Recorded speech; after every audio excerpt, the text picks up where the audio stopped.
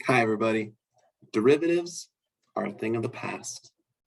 We're into section 14.1 now, and we are looking at double integrals. Yeah, so we're doing multivariable calculus, the integral style now. And first thing we need to look at is the definition of a double integral. So we've got a function, input variables, defined on a region. So, think of that as our domain. But right now we have that defined as two closed intervals, one in the x direction and the other one in the y direction. So, these ones are x values, these ones are y values. We define the double integral of the function f over the region R as, this is double integral notation. So two integral signs with R underneath it, standing for region. There's our function, and then we've got an area differential, dA, which is actually going to be comprised of two smaller differentials. It's going to be either dx dy or dy dx, or later on we'll express it in polar coordinates and that kind of stuff. But area differential just means that a tiny nudge to the area, which would be a nudge in two separate directions. So yeah, we've got this whole mess. The limit as the magnitude of p approaches 0 of a double sum, where we've got something going from 1 to m, another one going from 1 to n of this function evaluated at a sample point. And we've got delta xi and delta yj. What does this mean? Well, right now it's defined, as the limit definition. So the idea is this part is more Riemann sum-like, and the limit part is actually the limit as the partition. When you get technical, the P here stands for partition. And all that means it's the way that you're dividing up the region, and the way that P is defined in our book, or the magnitude of P is defined in our book, is that the magnitude of P is the dy or dx, whichever's greater. So like, as you're splitting the rectangular region up into smaller and smaller rectangular regions so that you can do a Riemann sum like thing where you pick some value in one of these regions, evaluate the function at that value so that you get the height of your rectangular prism. The partition going to 0 just means that the area of all of these little segmented things down here go to 0. So again, we're getting a finer and finer mesh of rectangular prisms such that they get skinnier and skinnier as this goes to 0. So again, it's a limiting kind of thing. We're limiting the partition going to 0 so that we get a bunch of little skinny rectangular prisms and we get a better overall approximation of the area. And as the partition goes to 0 in the limit, this whole sum approaches the integral. And so if this limit exists, we say that f is integrable, great. And the signed volume between the surface above and the xy plane is the value of the integral. So whenever we're doing a double integral like this, we're actually finding a volume. It's the volume of everything in between the green square down here and the blue surface over top of it. And the assigned area, if the surface is below, it's going to be negative. And so, yeah, that's all we're going to use the limit definition for here. Thankfully, we are going to move pretty quickly on to evaluating these, analytically without limits. Real quick though, it is good to look at this kind of a setup on a function. We're going to look at it in GeoGebra. So for example 1, we're given this function f of xy equals 15 minus x squared minus 2y squared. And actually, I think I could probably even zoom in a little bit. And yeah, we've got this rectangular region R where the bounds on the x interval are 1 to 5 halves, and the boundaries on the y interval are 1/2 to 2. So we're making, a rectangular region between x equals 1 and x equals 5 halves, and y equals 1/2 and y equals 2. And yeah, the task here is to create Riemann sum approximations corresponding to when we have kind of a mesh of a 5x5 set of rectangular prisms. Here we've got a 10x10, and then this one is 20x20 rectangular prisms. And you can see that, over time, we do expect to get a more accurate approximation of the integral as those go up. So that's the limit definition idea. And below, right now it's a mystery as to how we know that 297 over 16 cubic units is the actual volume of this integral. But we can see below the value of the Riemann sum and how as we increase, shrink the mesh size, we get better and better approximations. So here the Riemann sum gives us this value, and we're about 3 units away from the actual value of the integral. We're underestimating here. This is still an underestimate, this is still an underestimate, but we get better and better as the mesh size decreases. I'll put this in the description in case you guys want to look at this, but I will not take credit for this. This is not something that I made all by myself, but a cool GeoGebra demonstration where you can look at Riemann sum, and at least visually, here's what it looks like if you're looking down on the domain. It looks like we're using the very midpoints of all of those little rectangular regions to get the sample point to find the z value. But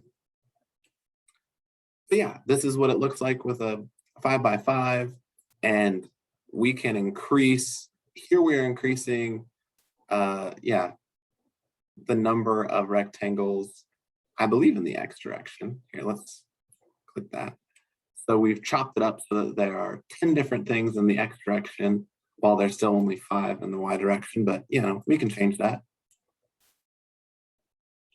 Oh yeah, now we've got 20 in the y direction, 10 in the x direction. And theoretically, it's fine to have non-square partitions. We're going to be looking at more and more complex regions here soon. Because, when you use the limit like it is stated, grief, give me back 1 now. When you let the partition go to 0, whatever shape that you had those go in, the whole area goes to 0. So yeah, we're going to be able to break regions into different kinds of shapes too, other than just squares. Okay. Fubini's theorem is helpful, and we're just jumping into this.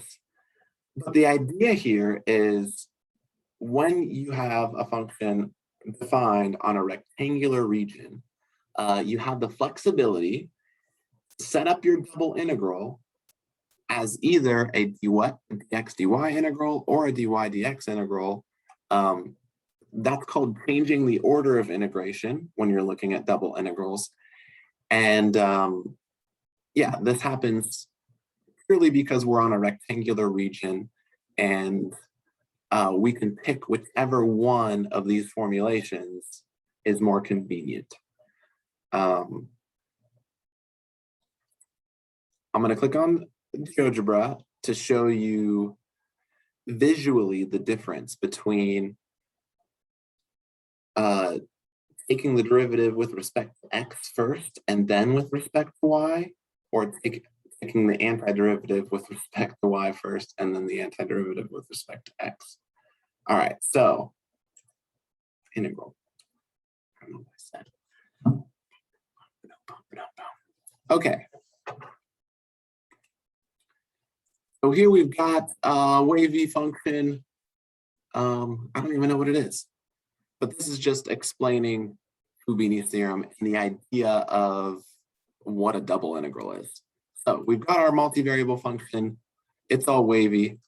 We've got a rectangular region down there in gray. And the idea is for these, what are called iterated integrals, is that we do the inside integral first and then the outside integral second. So kind of like function composition in that way. Let's take a look at this yellow region that we have here. Notice that this yellow region is oriented in the y direction. This green axis is the y-axis. The red axis here is the x-axis. So what we have here is dy happening first. So, you know, if we were just in single variable calculus and I matched this up perfectly so that this looked like, yeah, we're on a 2D plane, taking this integral and actually, can I, if I make that disappear, it's going to be hard to make it reappear with the settings that I have right now. Let me see. Okay. The idea, though, is that this yellow area would be the value of the integral if we did f of x, y, dy from c to d. If we did the inside integral, we would get all of this yellow area. The second piece of this to get our volume is taking the integral with respect to x, and then we look at things this way, which, you know, it's kind of confusing because you don't see that yellow area anymore. But the way that I would want you to think about this is basically that first integral is going to give us a cross-section every time. And then what we're doing as we apply that second integral is adding up all of the cross sections. So watch this. Ooh. Yeah, so this is the second integral in action, adding up all of those cross sections that accumulate over, you know, that region.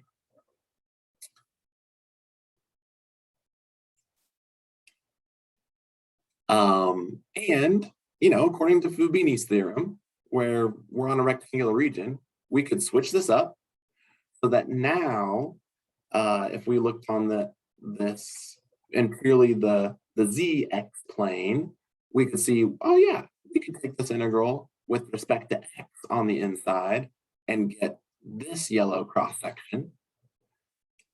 But in order to get the entire integral, we would then want to integrate according to y, and so our lower bound is, you know, -2 here, our upper bound is 3, and so the dy integral would be adding up all of those cross sections that are perpendicular to the ones that we had before.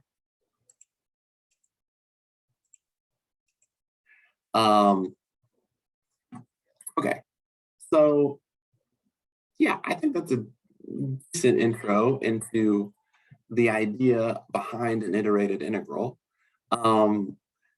later on, I mean, we're going to be picking which one of these to do based on the function f of x, y, and which way it's more convenient to do.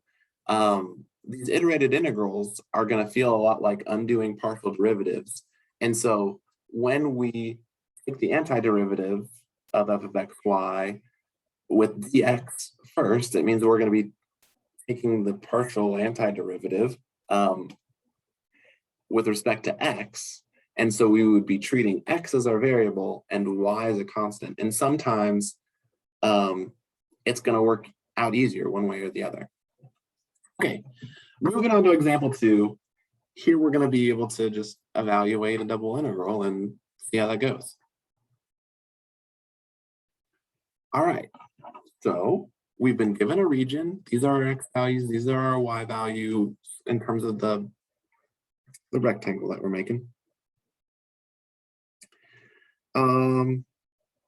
So yeah, I mean, we write our double integral signs. And here we decide, you know, since we're defined on a rectangular region, do we want to go dy dx or dx dy?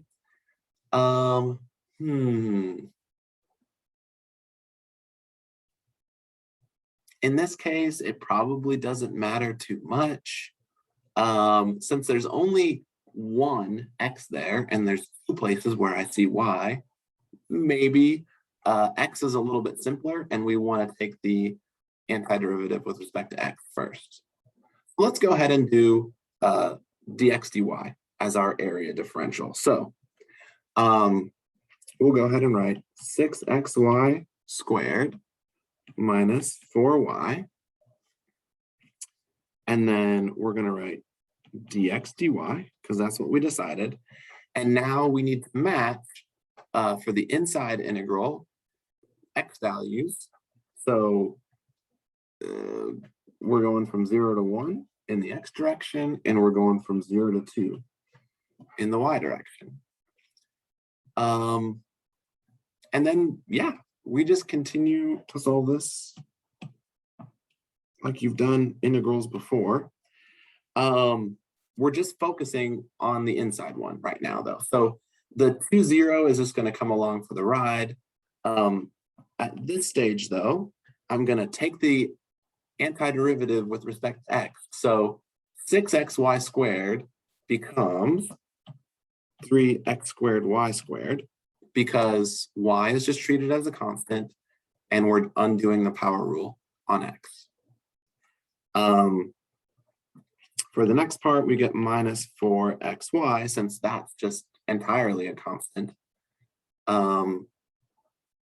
you know, there. And then we would be evaluating this inner part from 0 to 1, and then I got to remember to write the dy down.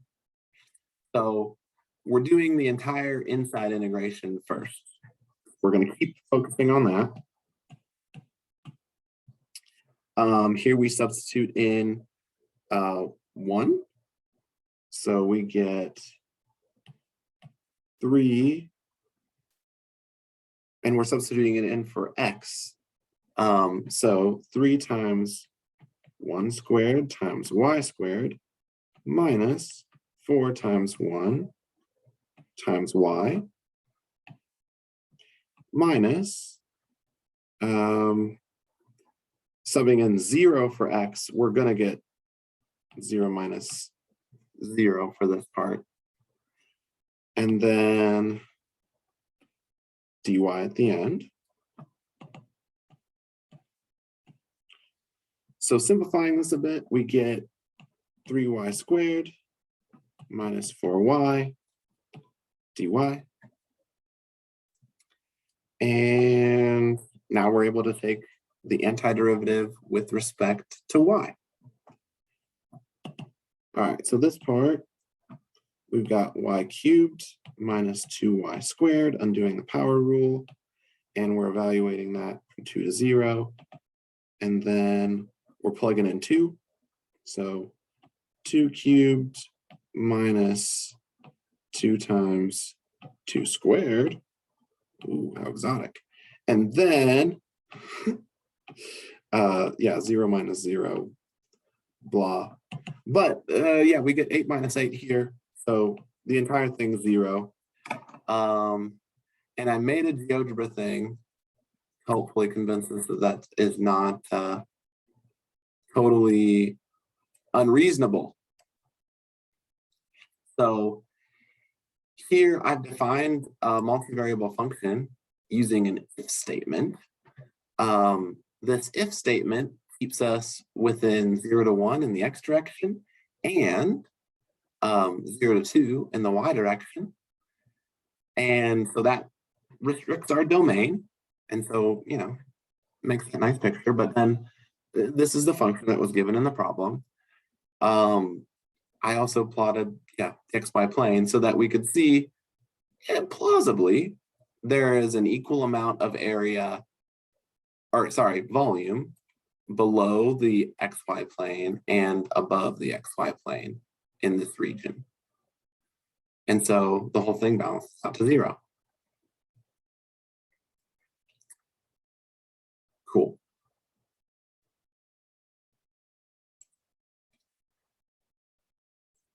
All right, and it would have been almost as easy to do that in the dy dx order, but this one just kind of made sense. Okay, we definitely will do it in dy dx order before the day is out, so that, you know, we get practice doing that. Example number 3, I just left it as, you know, straight up copying it from the book because the procedure is very, very, very much similar to the last one. But really, this is to break the illusion, to show you behind what was going on when we figured out that that first integral that we found for these Riemann sums was actually 297 over 16. The work behind that was this, evaluating a double integral. Again, this one was the dx integral first, and then the dy integral second. But that, again, would just be undoing power rules kind of stuff. So if you want to pause and look at that, fine. I'm moving on. The next thing, we are going to up our game and look at functions as boundaries rather than just having nice rectangular regions. A lot of times we're going to want to be able to change the shape of that region so that we get the volume that we're actually interested in. And so here are a couple cases where it might make sense to change the order of integration to match the function boundaries, because it's going to be easiest if the outside integral goes from, it's kind of between two vertical lines. So if we look at this region, it's got straight lines and one that is a line that's at an angle. Here we've got a curvy side. And so this line, which is called h2 of y, and this line, which is, h1 of y, we're treating these as functions of y. And those are the more interesting boundaries. So those are the ones that it's easiest to serve as kind of the endpoints of the cross section, whereas on the outside integral, we want to take the cross sections from the flat side to the flat side. We want to go in the in the y direction for this case. Y starts at C and goes to D over here.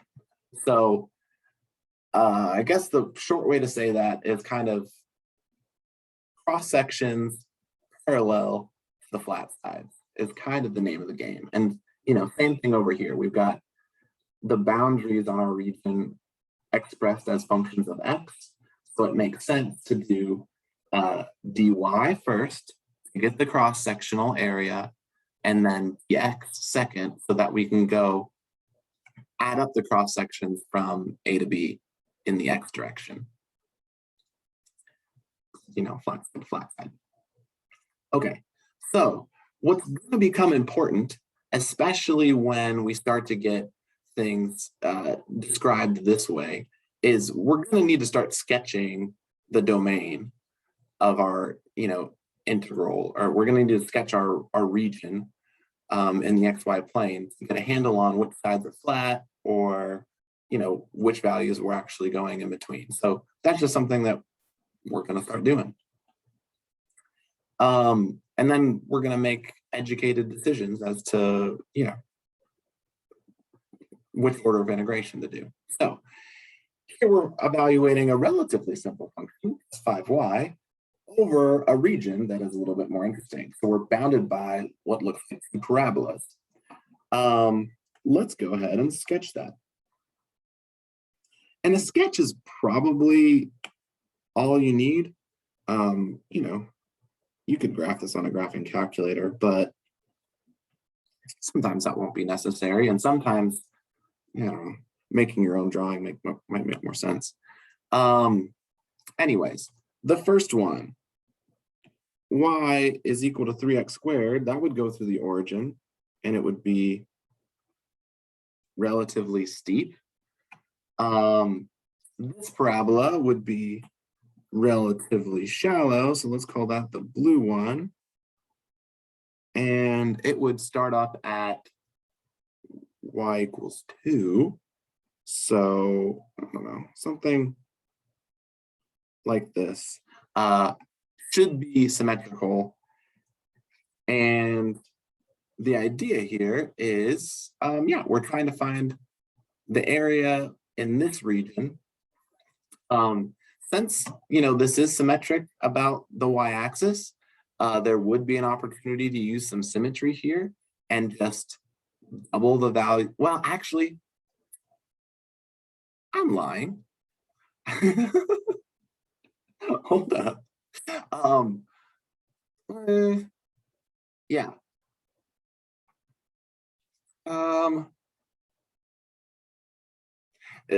Whether you're able to use symmetry is going to highly depend on the function that you're evaluating. So if we were just calculating the area, using symmetry was fine, but we're actually calculating volume, and it's very probable that even if your region is symmetric about an axis, the function that is giving you the z value that you're butting up against, that one might not be symmetric to the axis that you're noticing. So the volume could be lopsided even if the area that you're integrating over is symmetric. So forget that I said that. We will find opportunities to use symmetry soon, you know, sometime, but maybe not right now. That function 5y, z is equal to 5y. I mean, that function probably is, you know, symmetric on either side. I mean, because we're going to be integrating, I mean, over y values that are entirely positive here from, so yeah, maybe that would work, but we're not going to do the symmetric thing. Sorry, I even said it. We have to decide whether we are going to orient our cross sections vertically, like this, and chop, chop, chop, chop this way, or orient our cross sections horizontally and chop that way, starting low and ending high. If we were going to try to do horizontally, we're going to run into problems when we get up to here, and the middle part bows lower than the, you know, these other parts of the blue parabola. And so using this as a cross section would be fine until we get to the bottom of this parabola. But then we would have to define new integrals that use this as a left-hand boundary and this as a right-hand boundary, and then this is a left-hand boundary and this is a right-hand boundary for the little almost triangular regions that would be left up here. That would be gross. We don't want to do that. So good grief, just erase everything. That was great. We've got our pink and we've got our blue. That is not symmetrical, but the strategy here, we're going to go for vertically oriented cross sections so that we can start at some X value over here. This X value will be our A, and this X value will be the endpoint B. And we're going to be able to integrate from A to B in the X direction as our outside integral.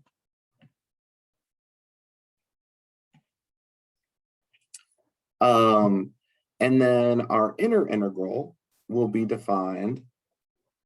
Let's see. Let's just use black here. But we'll have some function of X, to describe the top boundary, and another function of X to describe the bottom boundary.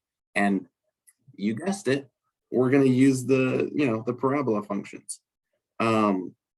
So bottom boundary, 3x squared, and top boundary, 2 plus x squared. And then, we evaluate this double integral over, 5y, and our area differential needs to match the variables that we've used so far. So the first one is going to be dy, because both 2x squared and 3x squared are functions of x, but they're equal to y values. And the outside portion gets matched up with dx because we're moving from x equals a to x equals b as we do those cross sections.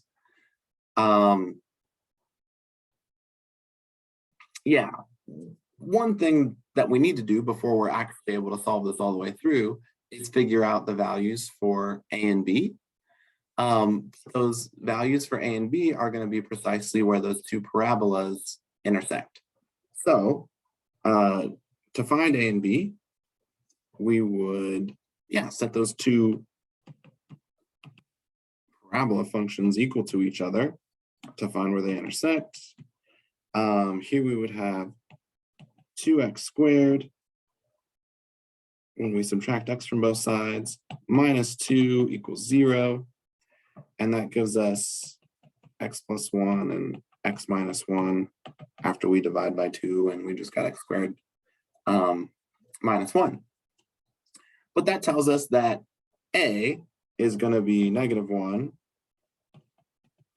and b is going to be x equals +1. So how about I go and write those in now. So it is fine for the inner integral to have boundaries that are functions of the outer variable, but our way outside integral should always have constants on the outside. If you've got non-constant functions on the outside integral, there will be issues. Okay, but now we've got things set up to do all of this well. So from here on out, it's just going through the motions of evaluating both of these integrals. We're doing the inside one first. So when we take the antiderivative of 5y with respect to y, we get 5/2 y squared. And do feel free to take constants out to the front of these integrals. That's completely fine if you're accustomed to doing that. but we're going to evaluate this at y equals 2x plus, or x squared, and y equals 3x squared. Sometimes even just to remind myself, especially if there's lots of changes of variables going on, I might just even write a y equals here and a y equals here to make sure, sanity check that my variable matches the differential that I've got on this inner integral. Anyways, that'll be even more useful when we start to change variables and do u substitution type things. Anyway, we are continuing. I forgot to write a dx here at the end, but at this point, we're able to just use the fundamental theorem of calculus, part 2, and plug each of these things in for y in turn. So we get, actually, I'm going to bring the 5/2 out front. It's going to be annoying to keep writing that over and over. So 5/2 out front. And so we're just looking at y squared. So we've got 2 plus x squared minus 3x squared according to that fundamental theorem of calculus. Things are looking nicely because now we don't see any y's anymore, only x's. And yeah, we can keep going, just reducing some things. Let's go ahead and multiply this out. So we get x to the 4th power plus 4x squared plus 4 minus 9x to the 4th. All right, then we're bringing this back up.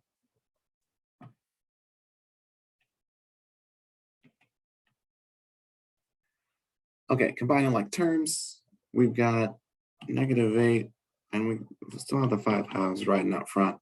-8 x to the 4th plus 4x squared plus 4 dx. And we're just undoing a bunch of power rules here. 5/2 of -8/5 x to the 5th plus 4/3 x cubed plus 4x. And we're evaluating that at 1 and -1. So 5/2 times -8/5 times 1 plus 4/3 times 1 plus 4 times 1 minus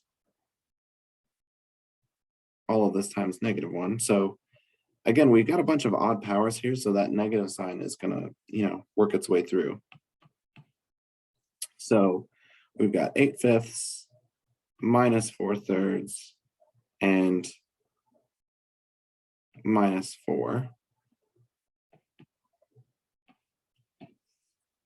Oh, and so this is making me more confident that the symmetry thing that I mentioned early on would have actually been decent, because, notice how we're getting the exact same number on this left side and the right side. We are symmetric around x equals 0 here, the y-axis. But yeah, to finish this up, 5/2 times, making a common denominator here of 15. Gross. I don't even necessarily want to do that. It's going to be, we're going to have 2 copies of this negative version. All right, so what I'm going to do is, since we've got 2 copies of this thing, I'm going to get rid of the halves, and I'm just going to write it like this. And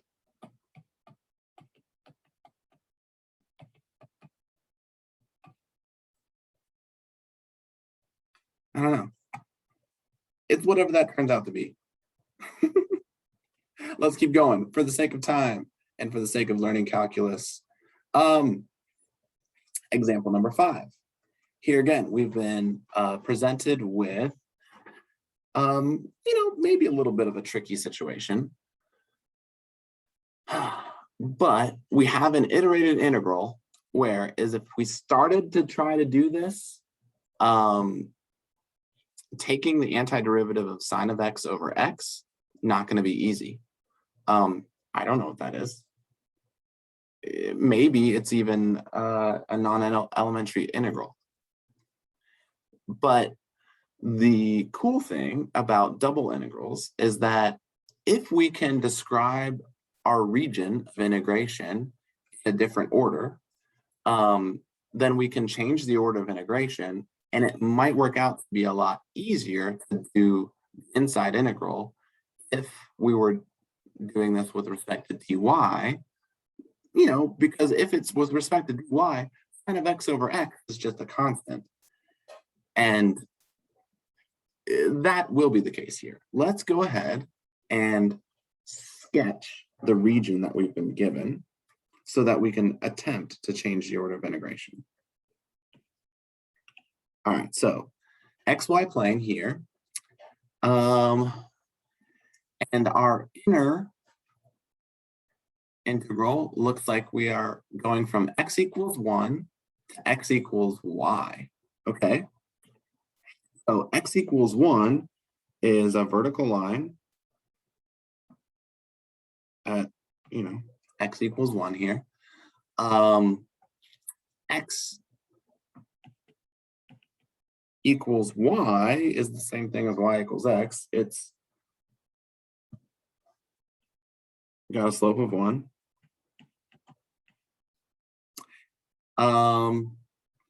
And then that gives us 2 boundaries.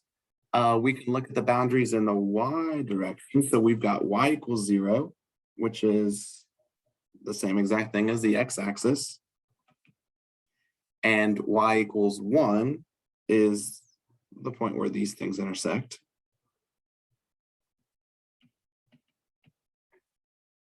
So it looks like this entire thing is our area of integration, that triangle. Right now, we are in a dx dy integral, which means we're like this oriented in our cross section. So, imagine a cross section coming out of the screen like this. But yeah, the idea would be we integrate from one blue function to the other blue function, and then we add up a bunch of cross sections at the end between y equals 0 and y equals 1. So cross sections. But that's given us problems right now. So we want to change the order of integration so that we're like this, and dy is on the inside and dx is on the outside. So what we need to do is describe the region according to this. So our inner bounds are determined by the endpoints of the cross section. So yeah, I'll even write that. Endpoints of cross section for this one. So on this one, we're going to be going from y equals 0 the entire time.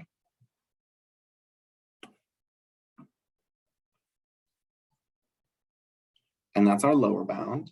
And then the upper bound of our cross section will be at x equals y or y equals x. So that'll be our top bound. And notice how that has completely changed from what we had before. But that, orients us in this direction. And after we would be done, going between the bottom and the top of each of those cross sections, we would want to add up all the cross sections starting at x equals 0 and going out to x equals 1. So 0 to 1 on this other boundary.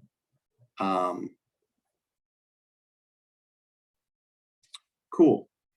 So that's the only change that we've done. But now we're actually going to be able to do this integral.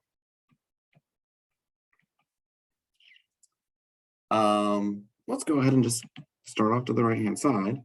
If we start evaluating the inside integral, we are integrating with respect to y. So the inside part just becomes sine of x over x times y. And we're evaluating that at 0 and x. And this is where the magic happens. When we substitute in x for y here, the denominator and this x are going to cancel out so that we're just left with sine. So yeah, I guess I'll write that out. Sine of x over x times x, and then minus sine of x over x times 0, which is, going to be 0. But anyways, that leaves us with the integral from 0 to 1 of just sine of x dx. And yeah, evaluating that, no big deal. The antiderivative of sine would mean that we would be going to negative cosine.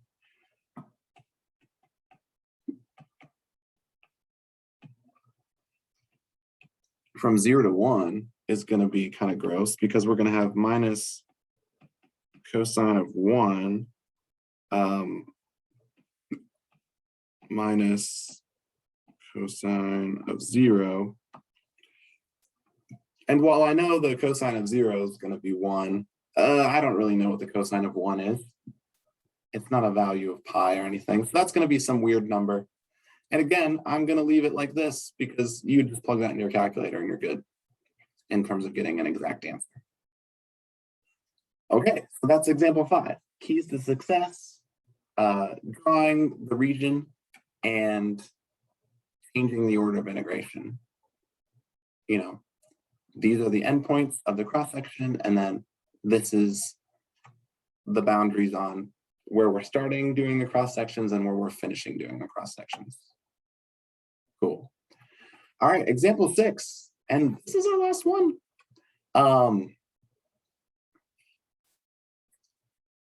This could be great. Find the volume of the tetrahedron, meaning, 4 sides with triangles.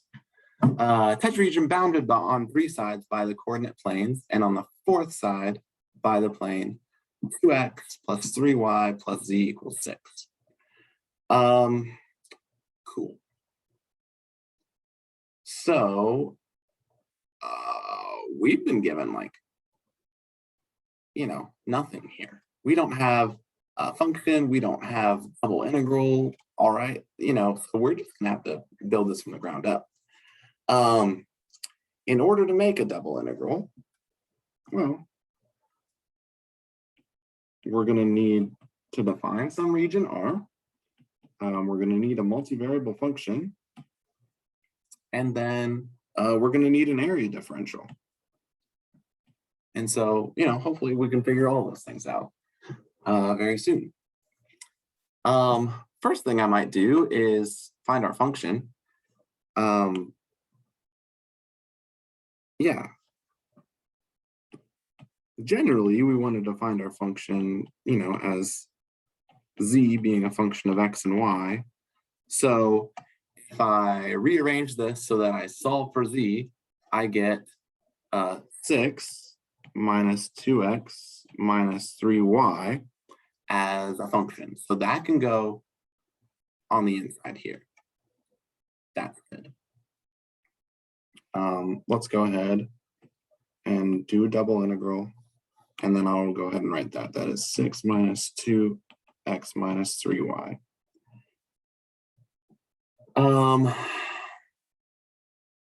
Next thing, we probably want to find our region of integration, because looking at that region will give us an idea of what order we want to put things in for the area differential. So next thing, and that is not fully rendered yet. Next thing is finding that region. So how are we going to, use that region? Well, yikes, that's crazy. Here is the XY plane. And we're given that this tetrahedron is bounded on 3 sides by the coordinate planes. So we've already got some boundaries. We know that our axes are going to be boundaries. And on the 4th side, we're going to have a plane that goes through the XY plane. And at the intersection of those 2 planes, there's going to be a line. So how do we find that line? Well, we can just plug in 0 in for z, because at the XY plane, z is equal to 0. And the line that we're interested in will be 2x plus 3y equals 6. And, for graphing purposes, that's probably fine. We're in standard form right now. In order to find the y-intercept, we could put in 0 for x, and we would have a y-intercept of 2. So, I don't know, maybe that's 2. And then, 0, 2. And then putting 0 in for y, we would get x equals 3. So, maybe put that over here. And all right, so we've got a decent additional boundary, so that our bounded region, when we're looking below the volume that we want to calculate, we've got a triangle in the XY plane. And since we have a triangle, I don't really see much of a difference between orienting our cross sections this way and, starting here at this flat line and going all the way until things end, or starting down here at this flat line and going all the way up until we end up here. I think that we should, all right, what was the way that we have been doing more? That was a dy dx. This was a dy dx. This was a dx dy. This was a dx dy. I guess we've done a couple of each. So the variety's there. Okay, well, I'm gonna flip this, and I don't know. This is the way that I normally think of integrals, with, a cross section oriented vertically like that. So if we're orienting our cross section that way, the inner integral is going to be defined by the endpoints of the cross section. So looking here and looking up here, down here we have the line y equals 0.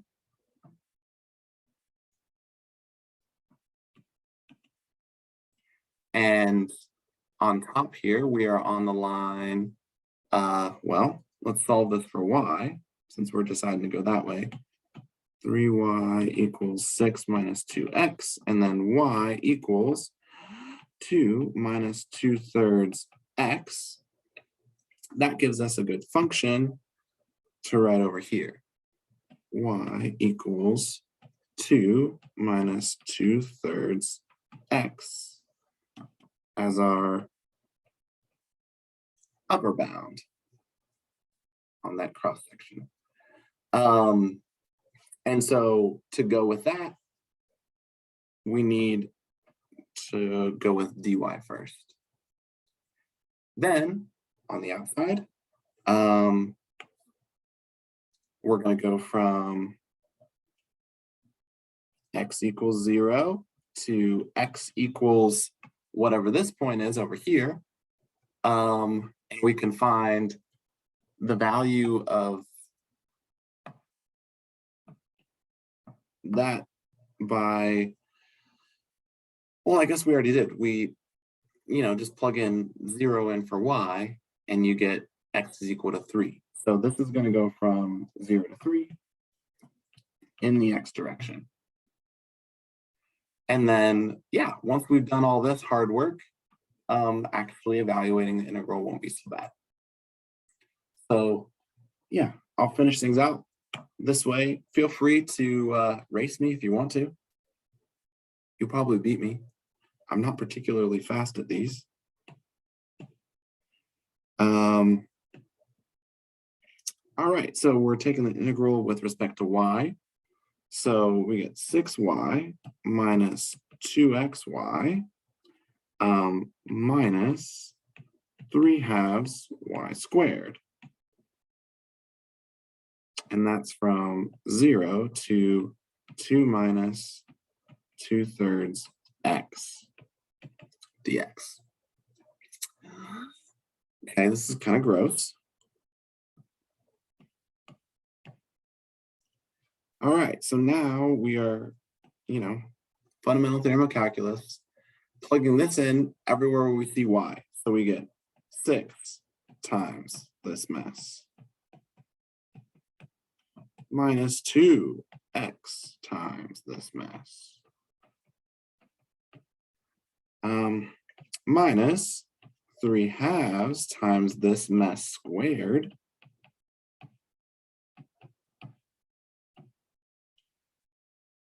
Groof. And then mercifully,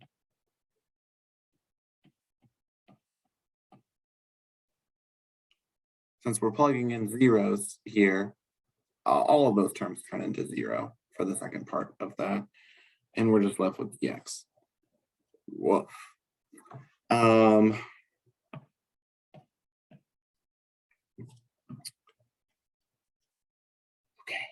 we can do this. I'm getting tired.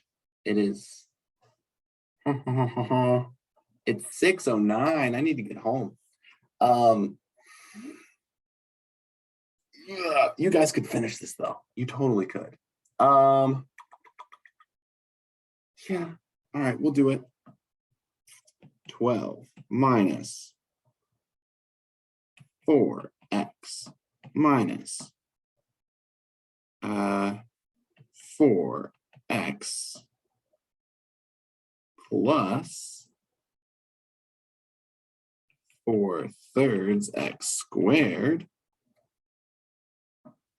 minus 3/2 times 4 minus 8/3 x plus 4/9 x squared.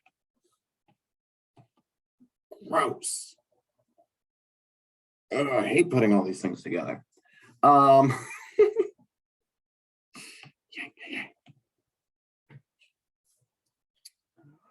We can do this. We could also put it into Symbolab or,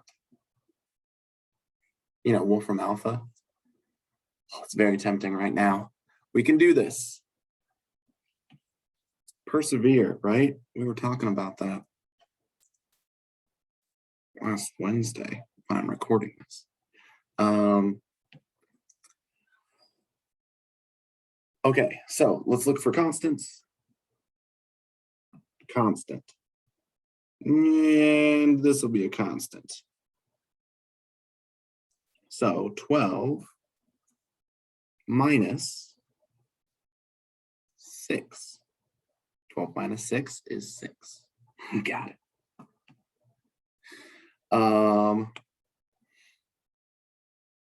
Let's look for terms with just x. Ooh, minus 4x, minus 4x. Here we'll have minus 3/2 times minus 8/3 x. So the 3's will cancel.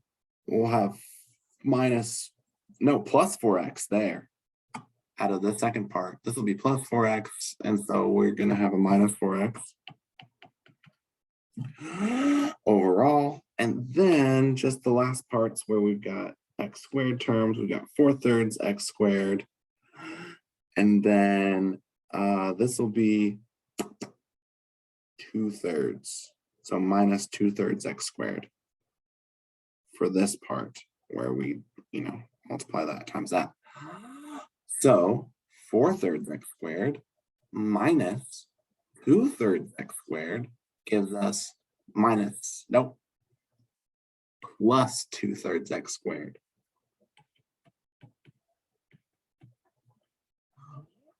Okay, and so this is still dx. Okay, and then we do this. 6x minus 2x squared plus 2/9 x cubed. 3 is 0. I can't give up now.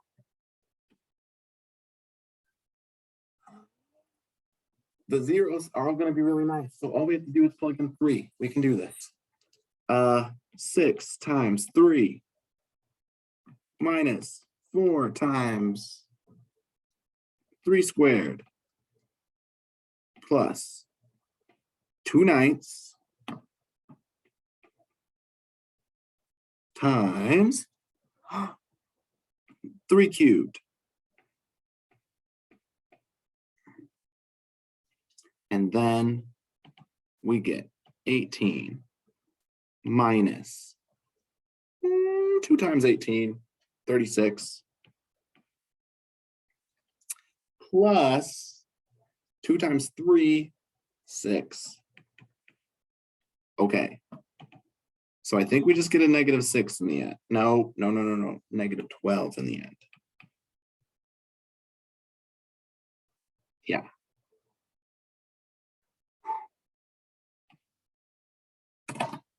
So the volume of this tetrahedron, what? That doesn't make sense. Doesn't make sense to have a volume of -12. And it's not even oriented like under the XY plane. What did I do? All right, let's take a look at GeoGebra real quick. I'm going to punt. Don't say that. Get out of here. All right. Let's bring this up. Let's bring this over here so that we're looking at what we got. GeoGebra. Hello? Do you read me? There we go. 2x plus 3y plus z. If you guys have already figured it out, feel free to leave at this point. Feel free to stop the video and just end my suffering. Okay, so yeah, we've got a tetrahedron here. I wouldn't doubt if the volume here was 12. We could actually figure it out using some geometry. We're not going to do that right now. Well, actually, it wouldn't be that bad. We would need to do 1/3 times the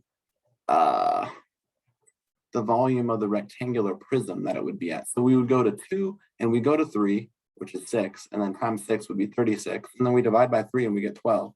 So we should be getting a positive 12 here because this is not located beneath the XY plane.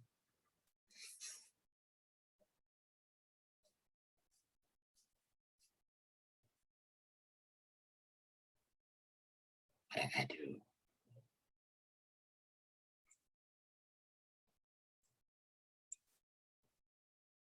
Zero to 3. That's good.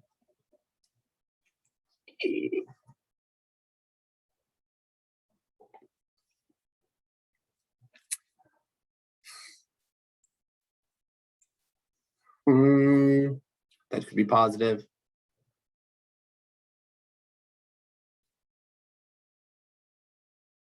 Oh, you know what? Here. I'm gonna cheat off of myself. Pastian to the rescue. Good grief. Oh, look how lazy Pastian was. Didn't even finish it. Oh, Dr. Lupol. What a tangled web we weave. It looks like the last time I did this, yeah, we did dx first and then dy in another interesting take. And yeah, I didn't even bother finishing it out because it was like, oh yeah, we're done. It should be 12. It should be a positive 12.